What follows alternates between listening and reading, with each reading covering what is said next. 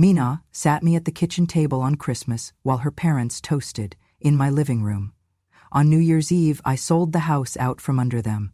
Nana, why don't you go sit at the kitchen table and do your little Christmas thing or whatever? We've got guests to entertain.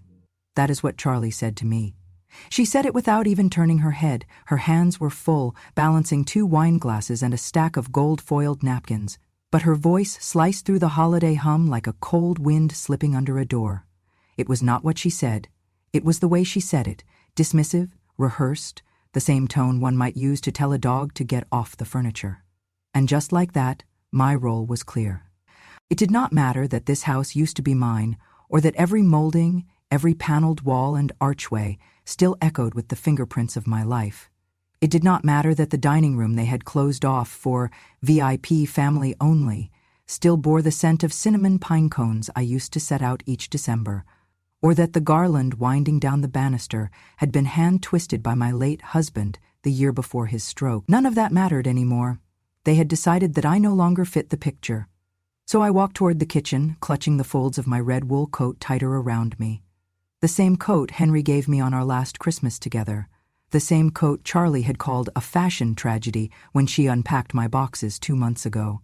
The kitchen had no centerpiece, no garland, no music, just a dim bulb overhead, a scratched linoleum floor, and the ticking of a wall clock that sounded far too loud.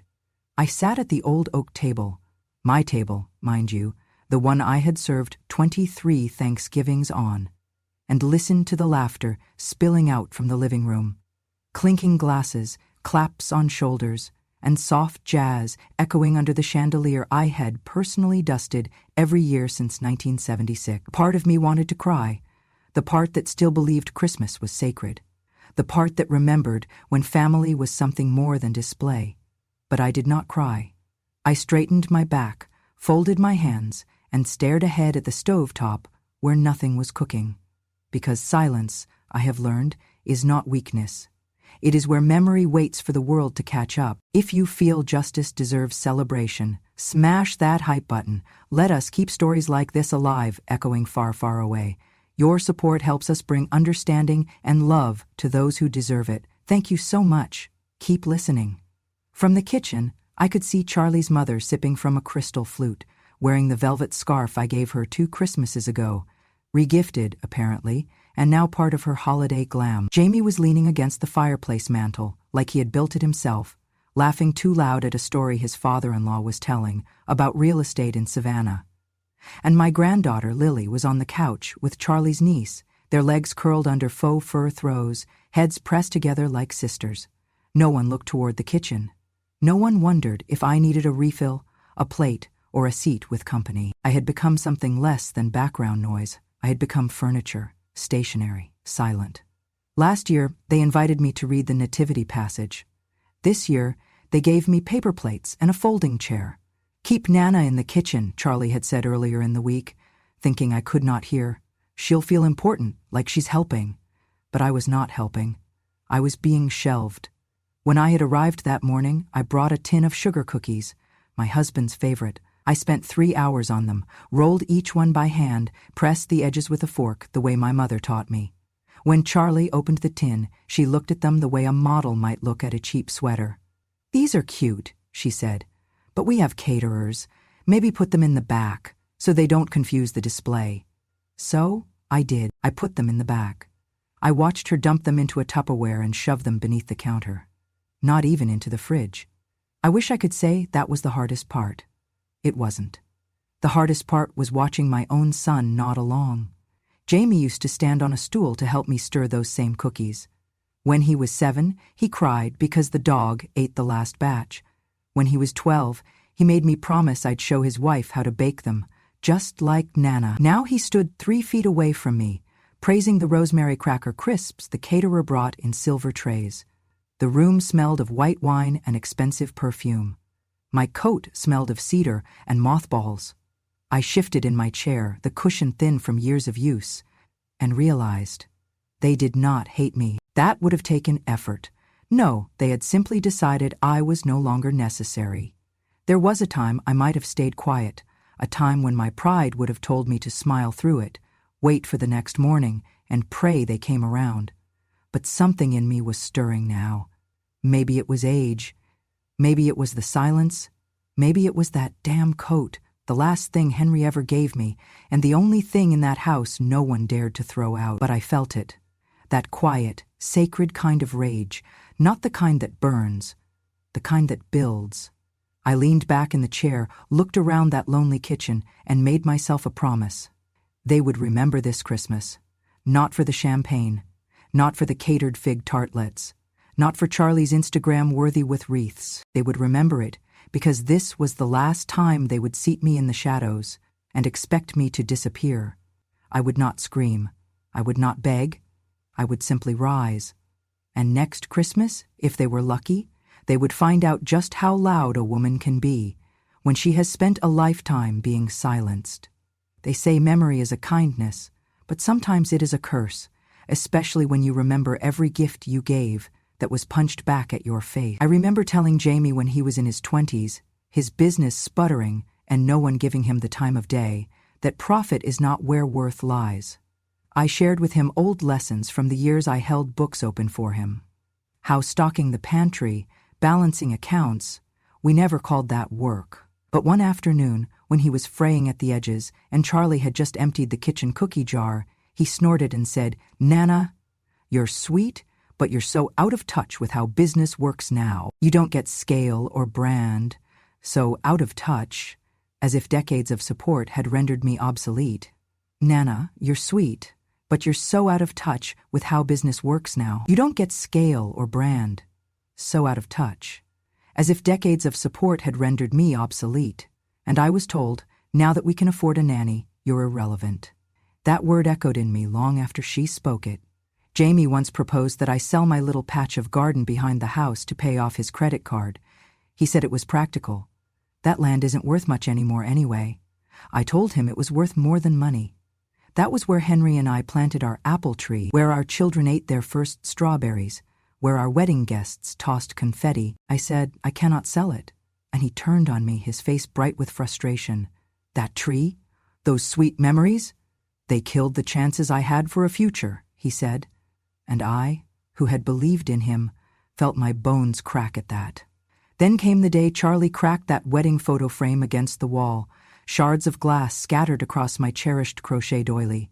She said the frame was garish, outdated, a relic of a past she was done with. "It does not match our foyer," she said, arms crossed, tilting her head. The crystal tears I never shed glistened on the photo of me and Henry, so alive then, so erased now. There were other times they dismissed me in more biting ways.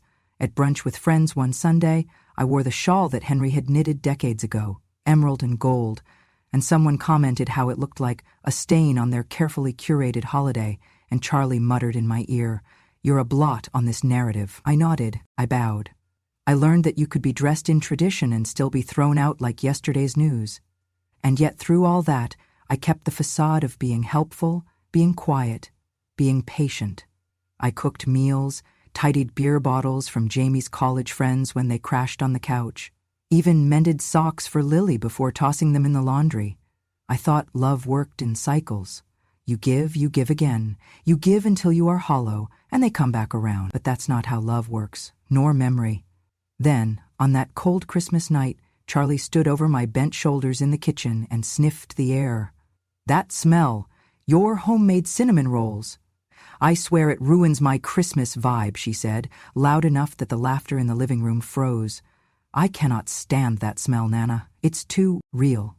And I leaned into that judgment, let it target me, a woman who spent decades creating warmth, told she smelled like reality.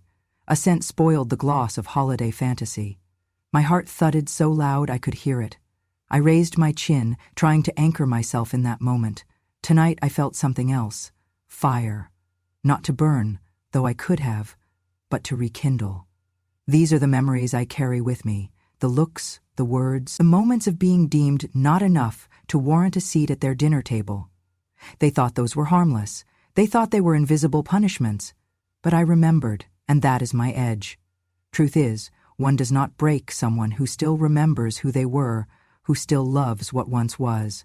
So as the murmur of celebration drifted through the closed door, I sat there in the kitchen, still calm, still composed, but not silent. My mind was mapping the way they would learn what it means to forget someone who was never meant to vanish, because the second act of a life lived with dignity does not start with revenge, it starts with presence, and trust me, presence can be far louder than any holiday toast.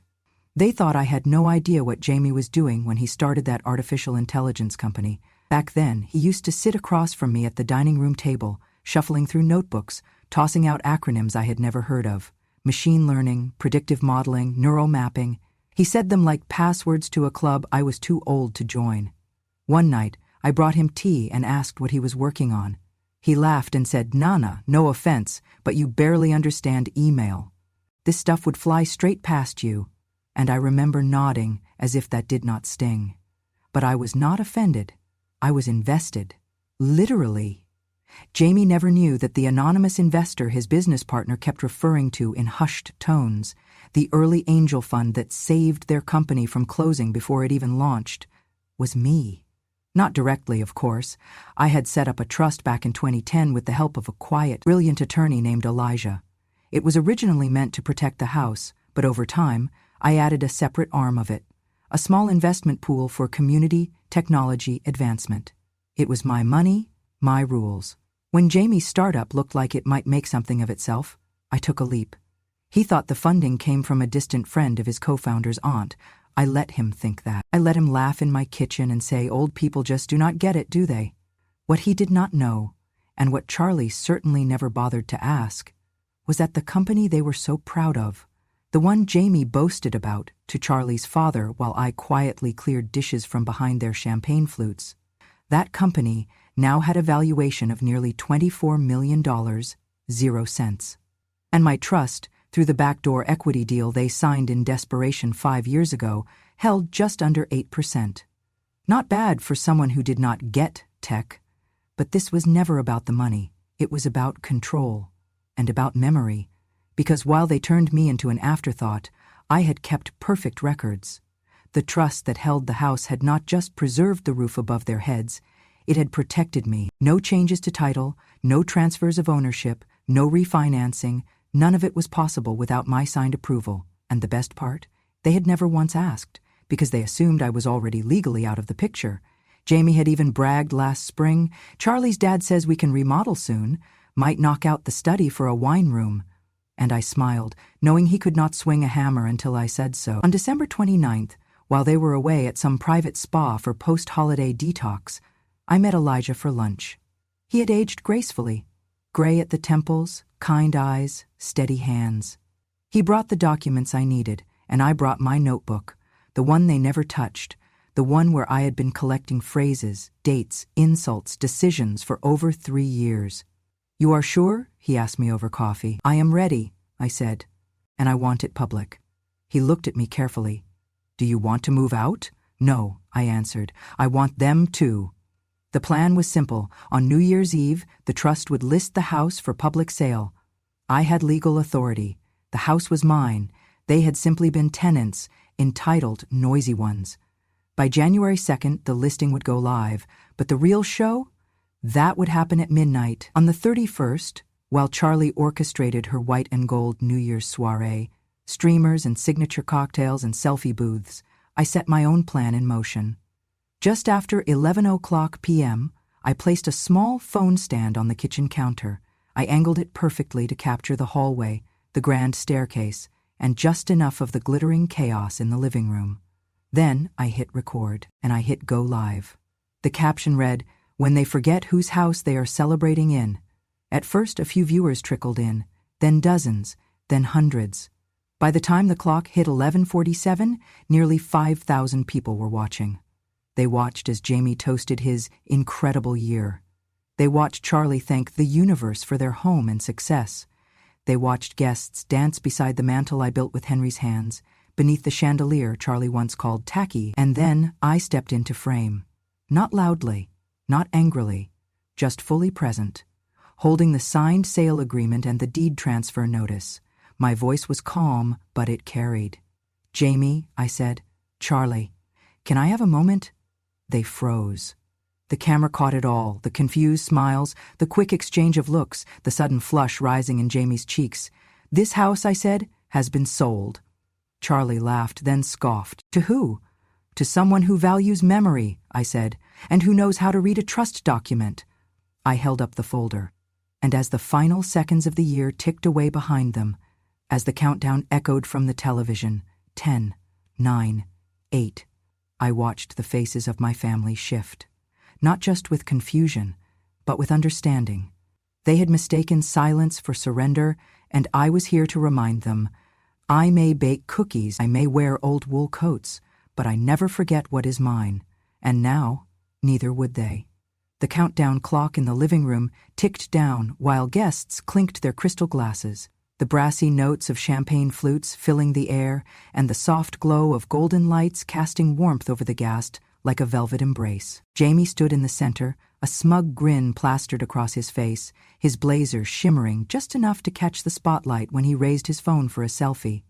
Charlie draped a cream fur stole over her shoulders, hair perfectly coiffed, lips the color of winter berries, declaring, "Here's to our most perfect Christmas ever," as if she'd forgotten there had ever been a Nana, and certainly not one seated away with biscuits cooling on waxed paper. I stood up where I'd been quietly lingering by the kitchen doorway. My red coat, the one Henry picked out for me, felt heavy with intention, the linen lining cradling my heart. I pushed aside a cocktail dish, smoothing the edge of the doorway, and strode forward. I was camel steady in my sensible heels, the familiar tick-tick-tick of the champagne-filled clock lost in my exhale. No one expected me in that moment. Like someone aimed to replace a spotlight with truth, I stepped into the golden ambiance. Champagne sparkles in tall glasses caught my eye for a heartbeat, and then I cleared my throat. "Merry New Year," I said, voice calm but clear, carrying every ounce of memory, love, and hurt. The house was sold this morning. The room froze. Jamie's phone slipped from his fingers, landing with a sharp clink on the marble bar. Charlie's hand flew to her mouth as another guest gasped. The band faltered mid-note on their jazz refrain. I didn't wave. I didn't apologize for interrupting. I let the silence do the work. A tall man in a charcoal suit stepped forward from the shadows. Elijah, my attorney and old friend. He carried a manila folder embossed with gold. All eyes turned to him as he opened it and spoke in a voice soft but firm. "The trust document, executed in 2010, is legally binding. The house was transferred this morning at 9:05 to a charitable foundation benefiting children across Georgia. All signatures are verified." Gasps echoed. Champagne drenched the floor, half trickling onto the hem of Charlie's gown. Jamie staggered backward, knocking into his father-in-law, who swore softly in amazement. "This is insane," Jamie stuttered, fumbling for words. "But that house, our—" "Elijah," I said quietly, but loud enough now. How fast can the paperwork be reversed if they want to fight? He looked at me, then all of them. "Time is short. But remember, signatories in 2010 under your husband's last wishes override any claim without your concurrence, Mrs. Holloway." I offered his gaze a small nod. Charlie's breath hitched, and she pressed a trembling hand to her throat. She tried to salvage grace. "Mom, Nana," she began, voice cracking. But no one moved to comfort her. No warm arms reached out. People wanted to look, but not touch the moment. I should have been silent again. I should have walked away and pretended nothing had changed. But instead, something urged me to speak. Not with anger, but with the cooling power of certainty. So I said it. This house, built with care, with holidays and homework and memories of our children learning to ride bikes, it is no longer mine, but it is no longer yours either. It belongs to those who need a home, not just a holiday backdrop. I turned my face to the crowd, shoulders squared. Old neighbors, a few kids with sugar mustaches from the dessert table, who looked up at me with wide eyes. As the clock ticked past midnight, they heard my words the way winter hears the first thaw. The room was stunned. Charlie's eyes filled. I could see the reflection of those golden lights in her pupils as they trembled. She looked at her father, who lay a protective hand on her shoulder, but caused her fur stole to fall slightly off. She looked at Jamie, who looked like a child who just broke a vase and was realizing the silence that followed was more painful than the smash. I walked back to the kitchen with Elijah beside me, each step soft but weighty. I passed the living room once more and allowed myself a small smile. They thought they were hosting the merriest party, the perfect New Year. Instead, it became the night they remembered, the voices they silenced. I took off that red coat and draped it over my chair. There would be no presents for me this year, but there was peace, and a story it would tell generations. And as I turned toward the quiet of the kitchen, I told myself softly, "Your silence was your armor, but now speaking has freed you." They thought I would disappear quietly, that once the glitter was swept from the floor and the scent of burned champagne drifted out the open windows, I would return to my knitting and forget I ever owned the walls they celebrated in. But what they did not anticipate was that the world had been watching. By New Year's Day morning, the video had gone viral. It was not planned, at least not entirely, but someone, one of Charlie's influencer friends, had clipped the moment I said, "The house was sold this morning," and posted it with the caption, "When Grandma flips the table," literally. It exploded. Within hours, major local outlets picked it up. One headline read, "Georgia grandmother turns tables on ungrateful family, donates home to orphans." Another, "She was treated like holiday clutter, now she owns the headlines." And then came the comments sections. People from every corner of the country flooded the story with words like, "You're my hero, I wish my grandma had fought back, and this is the kind of justice that makes the world feel right again." But not everyone was celebrating. Charlie lost 2 major real estate listings within 48 hours. One client, a politician's wife, sent a public statement. "If someone can treat her own family that way, I won't trust her with mine." Jamie's startup, meanwhile, was flagged for an internal audit. Someone online had pointed out that the mysterious original investor in the company had been left out of public documents, and regulators took notice. The silence from them was louder than their laughter ever was. On January 3rd, I was invited to speak on the Peach Talk Show, a local morning program that usually covered recipes, high school football, and community bake sales. But that week, they wanted me. The set was bright, too bright for my eyes, but I wore my red coat proudly, the same one Charlie once called visual noise. I looked straight into the camera and said the truth. I didn't sell the house out of bitterness. I sold it because I remembered who I was. The host asked gently, "Was it hard to do?" "No," I said. "What was hard was pretending I hadn't been erased in my own home. Selling it? That was simple." Then she asked, "Do you hope they'll apologize?" I shook my head slowly. "I don't need them to love me. I need them to respect me, and I need women like me to stop disappearing into the wallpaper of their children's success. I almost took my grandma to a nursing home today until I watched this. Tomorrow, I'm taking her to dinner instead." That segment aired at 9:00 a.m. By noon, over 12,000 people had commented. Some posted pictures of their own grandmothers. Others sent messages like, "You gave me the courage to say no, and because of you, I reclaimed my space at the table." But one stood out. It came from a woman in South Carolina. Her words were simple. "Thank you. You saved me from silence." I sat with that message for a long time. Longer than the interviews, longer than the applause. Because in all the noise, I knew what mattered was not the scandal, but the shift. And perhaps that was the real victory. Not just that I reclaimed a house, but that I reclaimed the right to be heard. They thought I would keep the house for myself, that I would sit in the sunroom counting days until someone remembered to visit. But I knew from the moment I signed the transfer that it would not be my home alone anymore. I renamed it Second Hearth. Not a shelter, not a retirement facility, but a home for women like me, women whose children stopped calling, women who once raised entire families but now ate dinner alone, in silence, with lights dimmed so the neighbors wouldn't see their loneliness.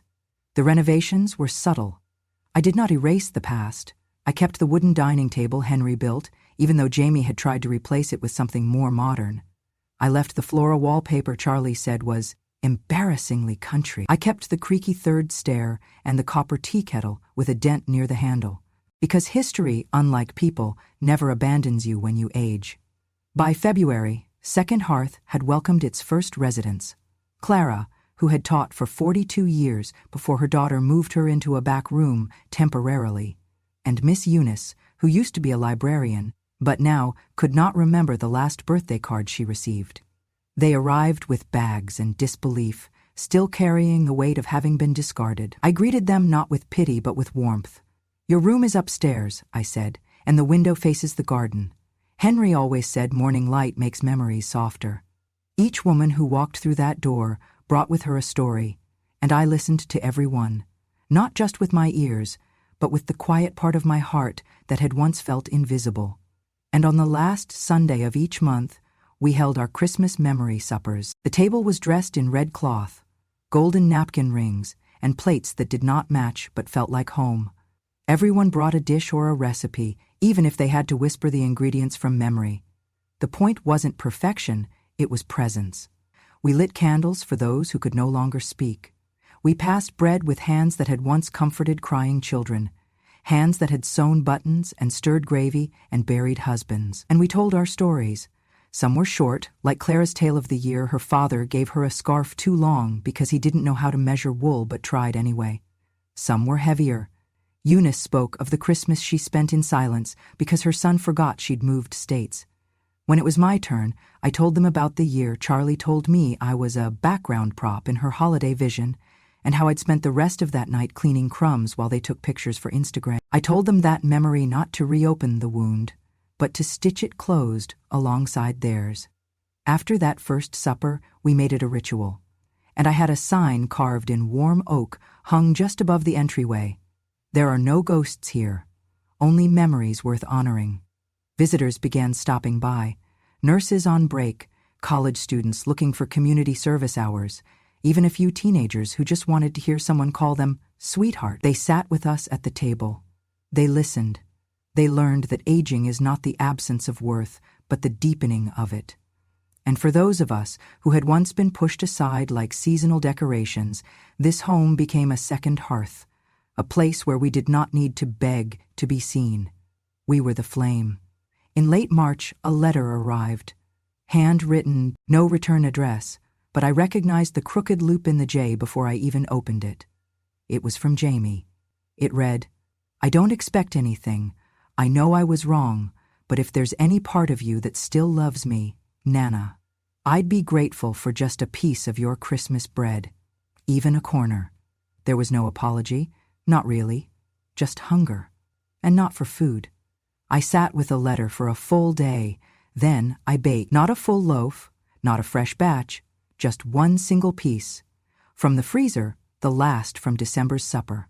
I wrapped it in parchment, tied it with twine, and I added a note. "I do not ask you to forgive me," it said, "but I do hope you remember this feeling. May you never treat someone as disposable again, and may you never collapse when it's your turn to be left behind." I didn't sign it with love, but I signed it with my name.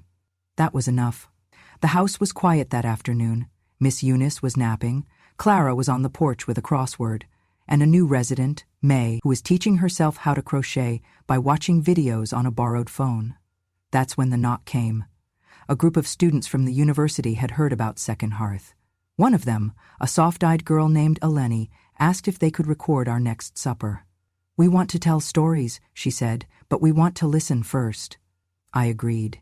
Not for the fame, not for the flurry of attention, but because I knew what it meant to be seen.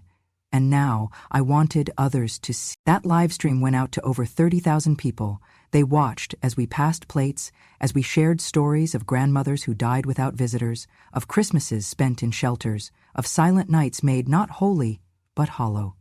They watched women laugh through tears, tell jokes that creaked like old porch steps, and recite recipes as if they were spells passed down from kitchen witches long gone. They saw us, not as forgotten relics of a different time, but as archives of everything they'd one day want to remember.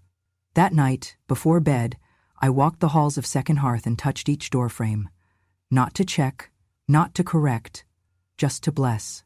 And I whispered to myself, "This is enough."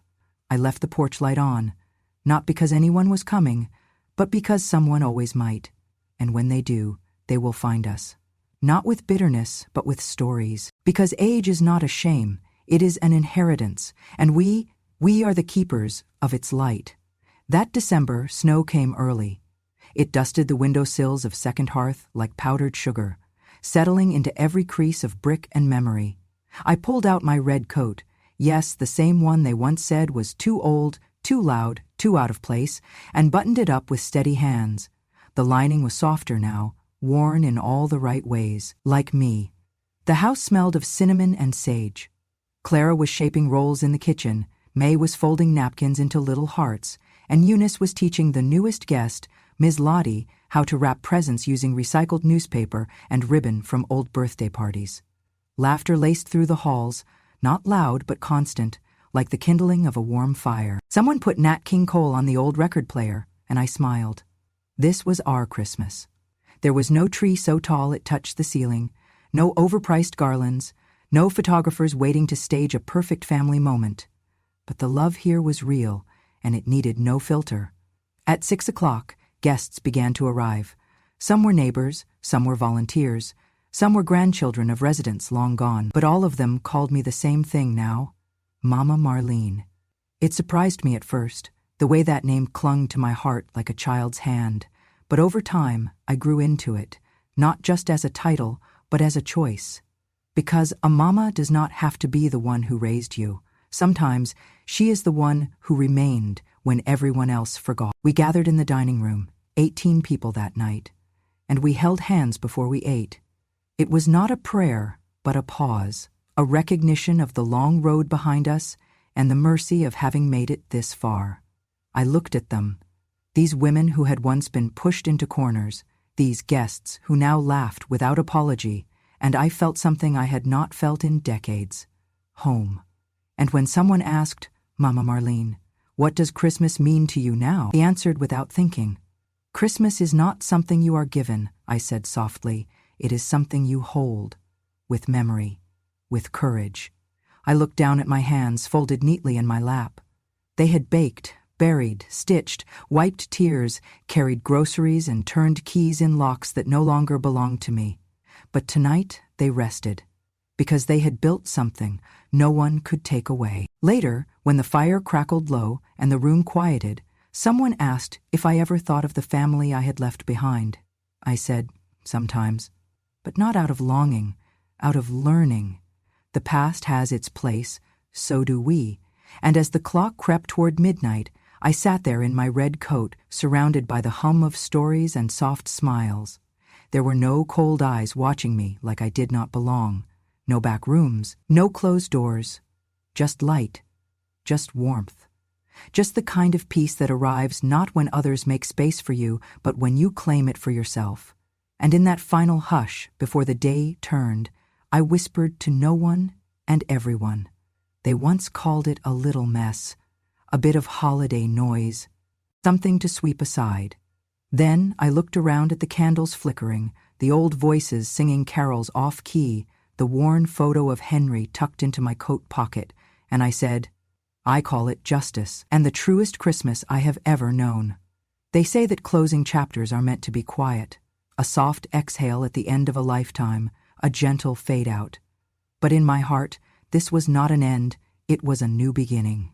Spring arrived at Second Hearth shyly. The snow melted and gave way to green buds. My roses, planted years ago by my own hands and ignored for seasons, bloomed again. I thought of Henry, thick mittens around my fingers, turning the soil beside me, whispering that memories grow like roots. I understood then that we do not erase the past by forgetting. We cherish it by living forward. Our home had turned into a sanctuary of story, and one day, a filmmaker, drawn by the live stream, when Grandma flips the table, literally, whew, what a title for a beginning, arrived with a camera and a curious heart. She asked if she could document us. I was hesitant. These were women of soft voices, not performers. But we agreed. We agreed because we wanted to show the world that golden years do not dim. They shine in the quiet corners of community and laughter. The film premiered at a local theater in early May.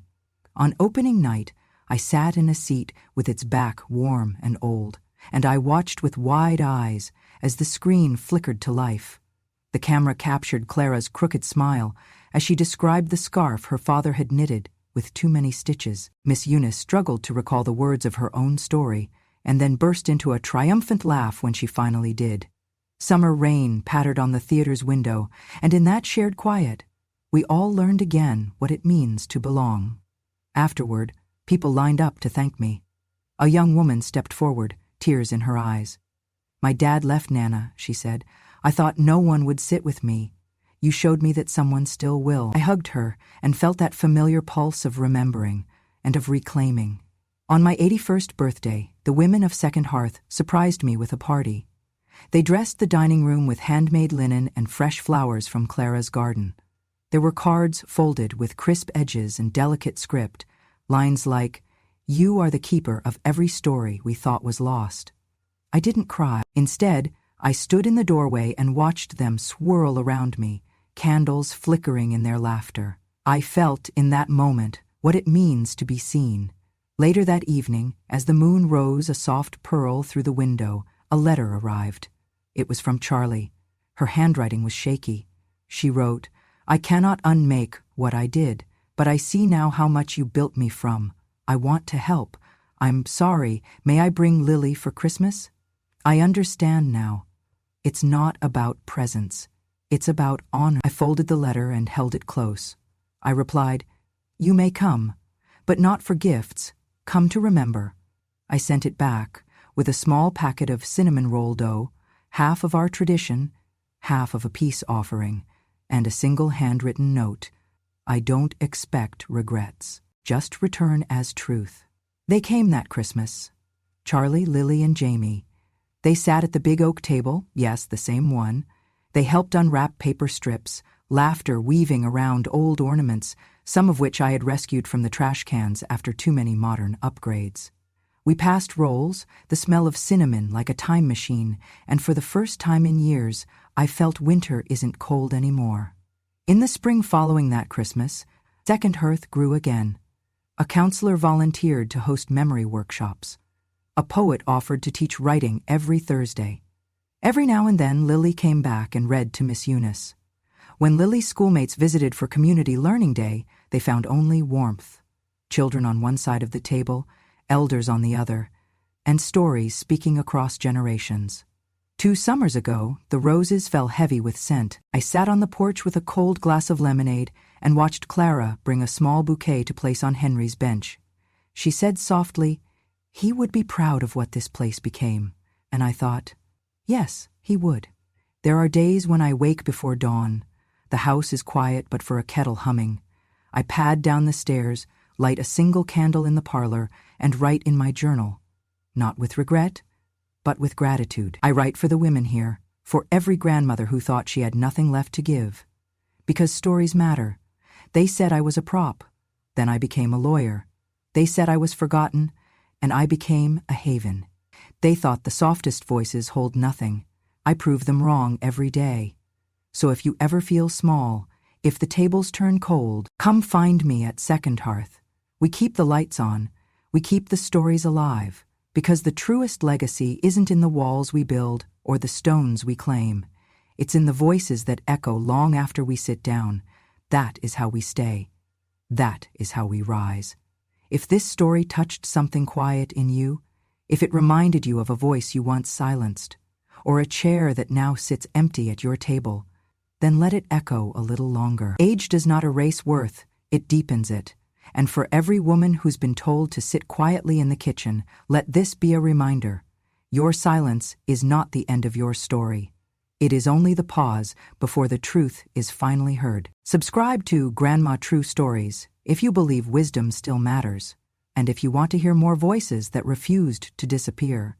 Because revenge has no expiration date, and when a grandma speaks, the world finally listens.